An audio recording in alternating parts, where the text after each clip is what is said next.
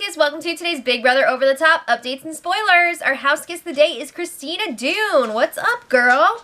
Thanks so much for your support. And if you guys want to be Housekiss of the day like Christina, check us out on Patreon. Alright, so last night, after a million-year-long episode, not that I'm complaining, Monty was evicted by a vote of 5-4. So it was actually a tied vote with the house guest, but then America was like, bye-bye, Monty.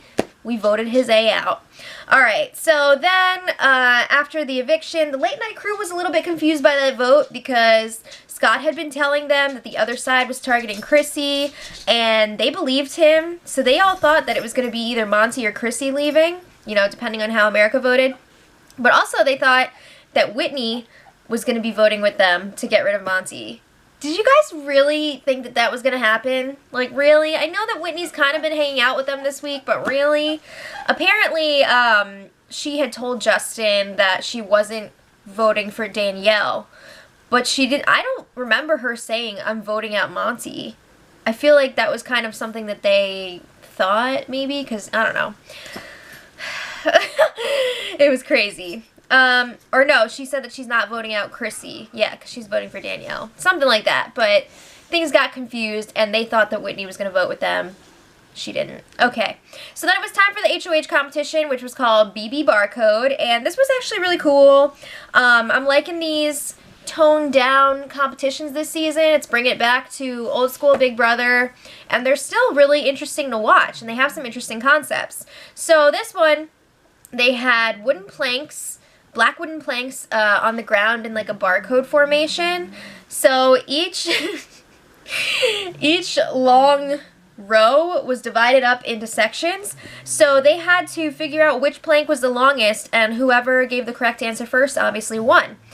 So Big Brother was nice and gave them a few chain links to help them measure. They could also use their bodies. They weren't allowed to use like clothing or anything like that or anything extra to help them measure.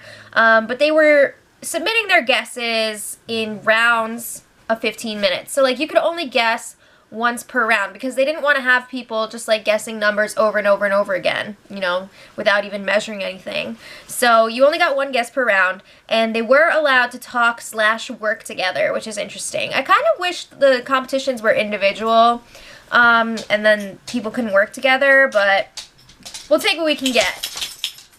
You good?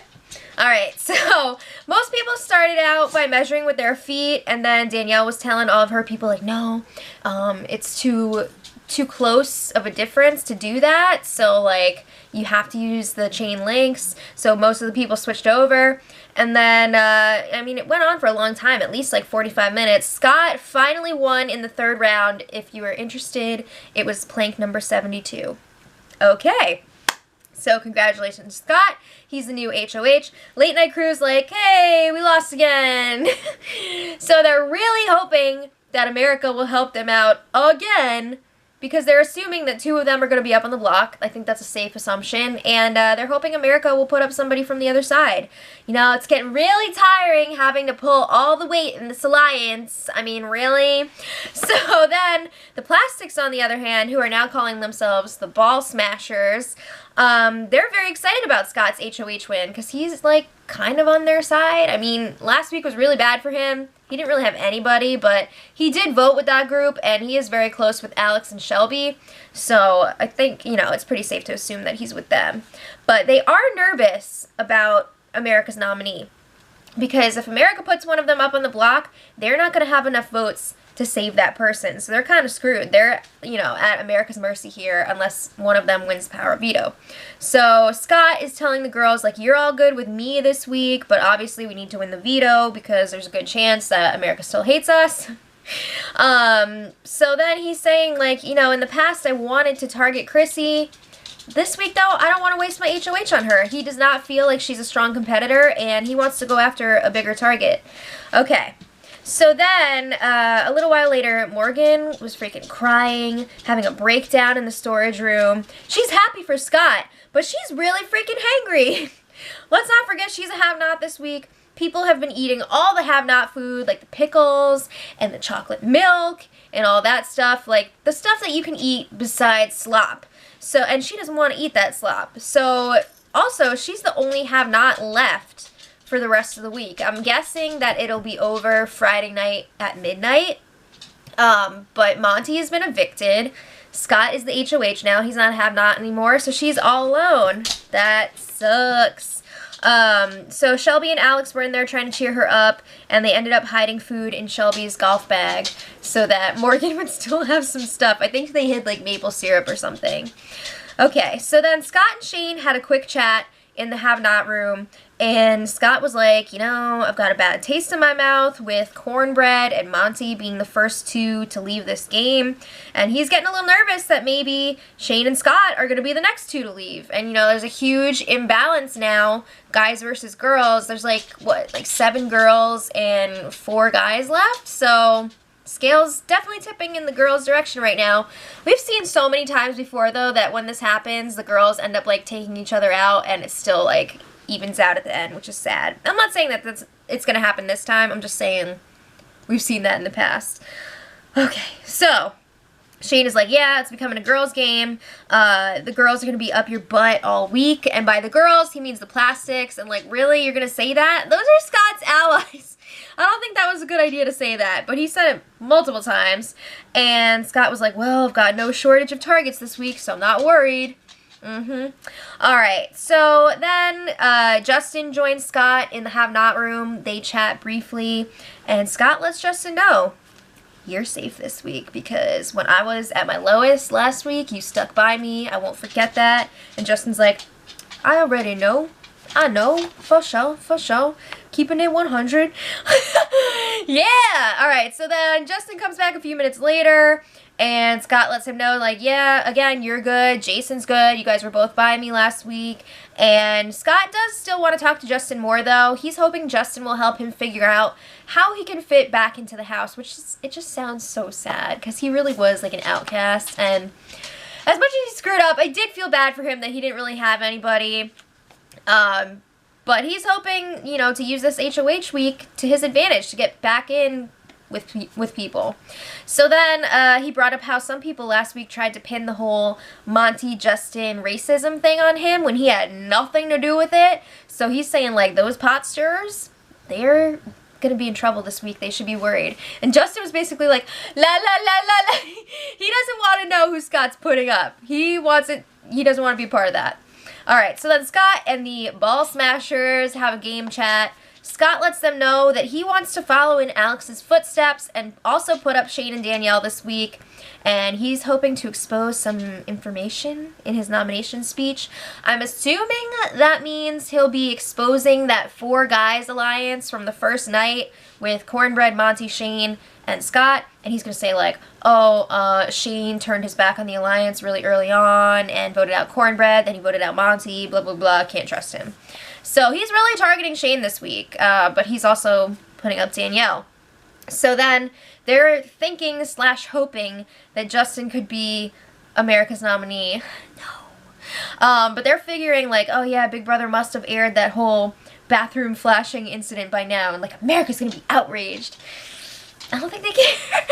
I really don't think they care. But anyway, it was time for Scott's HOH room reveal, and he got some pictures of his family, a picture of his dog Lucky, cute, and one where he had a ponytail, not so cute.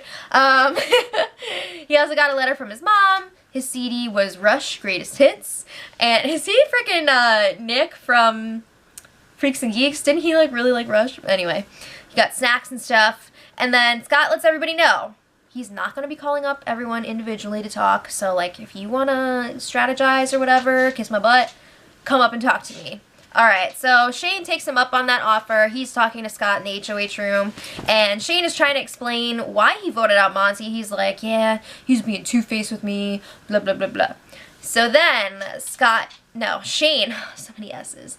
Shane is trying to pitch why he and Danielle should be safe this week. And he's like, yeah, if you keep us off the block, we'll do whatever you want. If we win the veto, we'll use it, you know, however you tell us to. We'll vote however you want. Now, we've heard the two of them make these promises before, and they were not planning on honoring those promises. So, like, what are the chances that they actually would this week? I mean, really. Scott's not falling for it. anyway. So then Scott's like, I gotta talk to a bunch of people still, so bye. So then when Shane leaves the room, Scott says he's going home next. Oh, snap! Alright, so we were treated to a little Scott monologue in the HOH room, and he lets us know again, his target this week is Shane. He's going to put him up on the block with Danielle, and he's really going to try to use this HOH week to set himself up for the future. So he definitely wants to cut a deal with Neely.